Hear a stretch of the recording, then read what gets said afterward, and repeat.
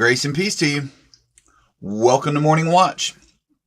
I'm Rob, one of the pastors here at White Plains. Glad to have you with us today on a Wednesday.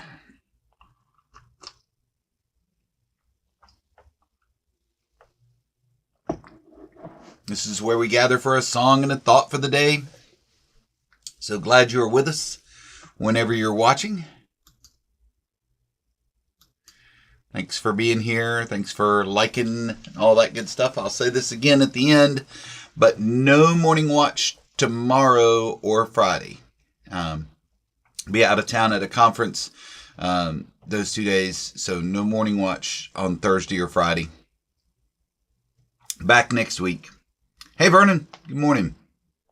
And good morning to you whenever you're watching. Thanks for being here, tuning in. Let's begin our time together by going to God in prayer. Help me call a blessing down, for I think our poor old world needs it. A blessing of peace, a blessing of the ordinary, a blessing of national life without chaos, and personal life without fear. Help me pray a healing down, for I know how much we need it. A strengthening of the bonds between us. Simple respect and patient listening. A new beginning for us all. And help me welcome the sacred down. The wide-winged spirit drawn from every corner of heaven to walk among us once more. To show us again how it can be. When justice is the path and love the destination. Amen and amen.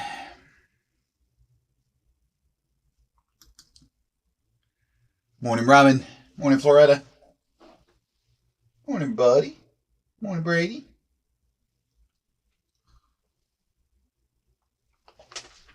All right, as we read this Native American inspired wisdom from Bishop Stephen Charleston in this book, Ladder to the Light, this song's been on my mind a lot by Robbie Robertson, Broken Arrow. Robertson, of course, with his own indigenous people's heritage, and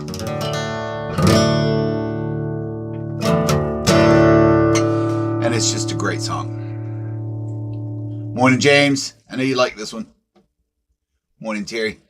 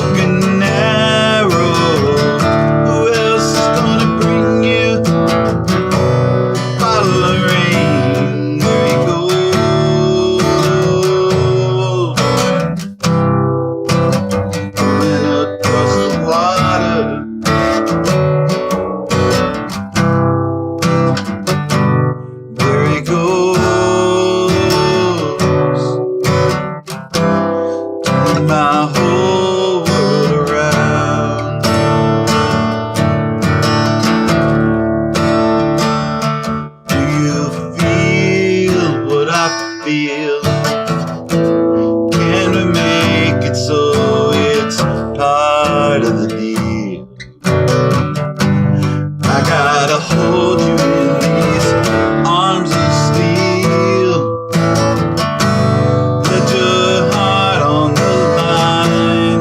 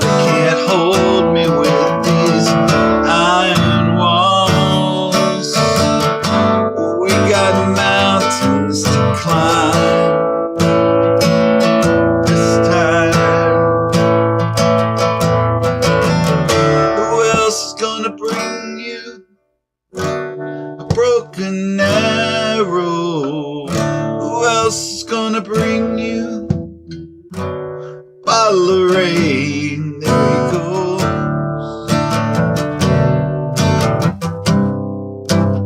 moving across the water. That's right. There he goes,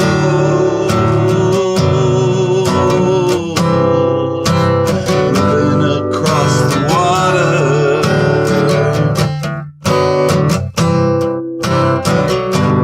There he goes, turning my whole world around. Turning my whole world around.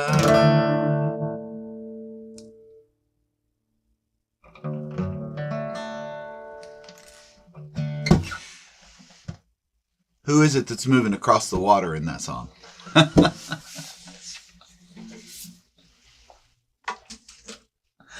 I know who I think it is.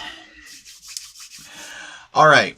So today, and this may be a little odd because I'm going to be gone on Thursday and Friday, but we're going to go ahead and start a new chapter. We just finished that wonderful image of reminiscing in our later years of the what Charleston says, the causes almost won. Oh, hey, buddy. You like some Robbie Robertson?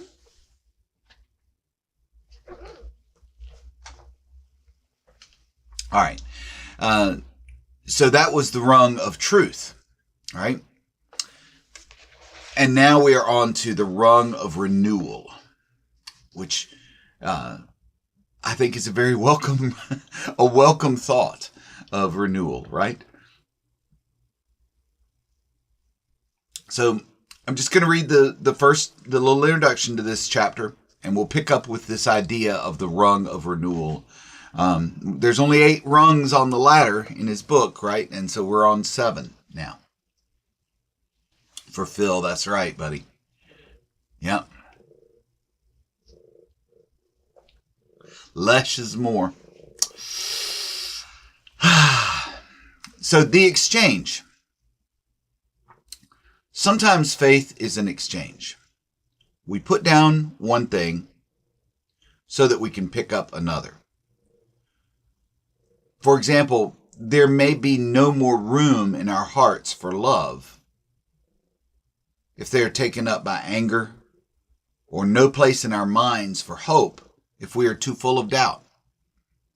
And as simple as this seems, that exchange can often be one of the most difficult challenges that we face emotionally. The grip of darkness is strong.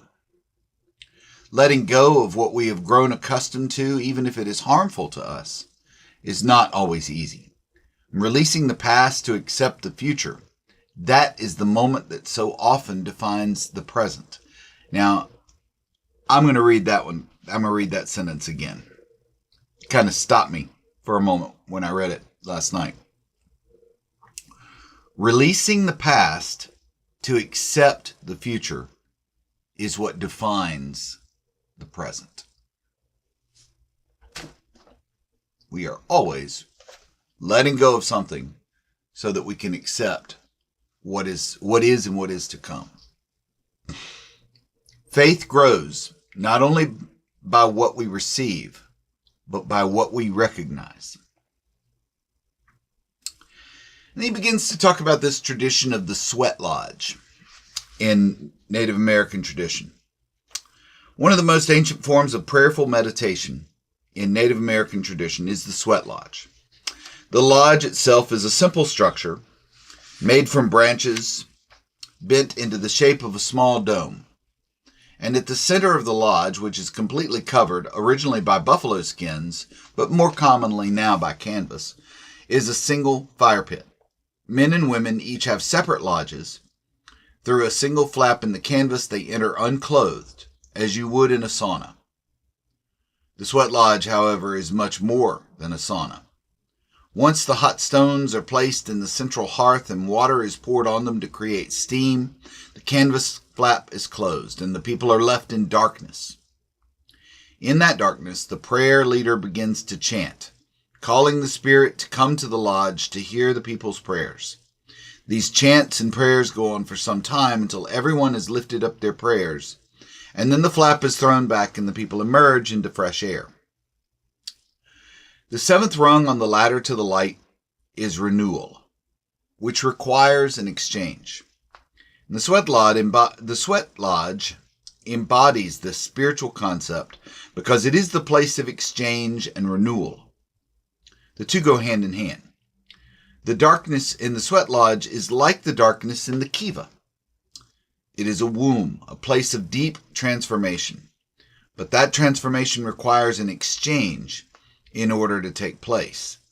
An exchange between the people within the lodge, an exchange between all of them and the spirit, who hover in the steam around them. An exchange between the finite and the infinite. That exchange is the moment of connection. It is the fire, the heat, the energy, and the spiritual linkage at the center of the lodge that brings about exactly what the people feel when they step out into fresh air. Renewal. In this chapter, I want to make an exchange with you.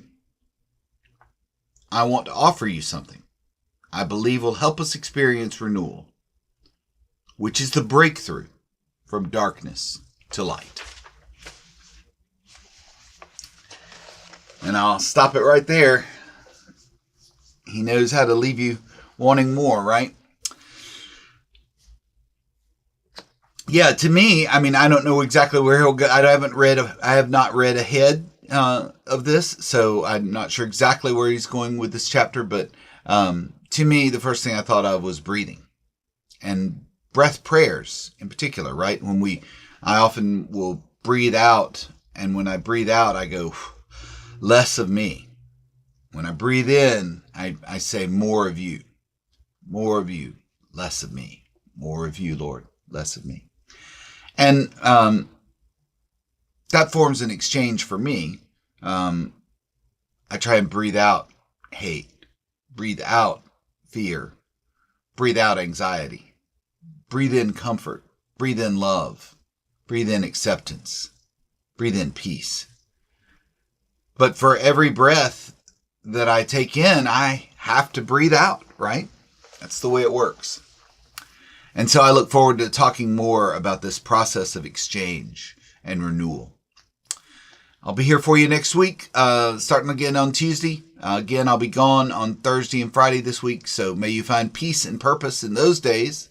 And I will look forward to seeing you in church on Sunday as we read the story from John chapter 9 of a man born blind, and talking about coming from darkness into light.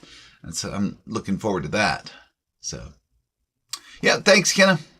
All right. It does go along with Lent. Yeah. Thanks, y'all. Have a great day, and I'll talk to you soon.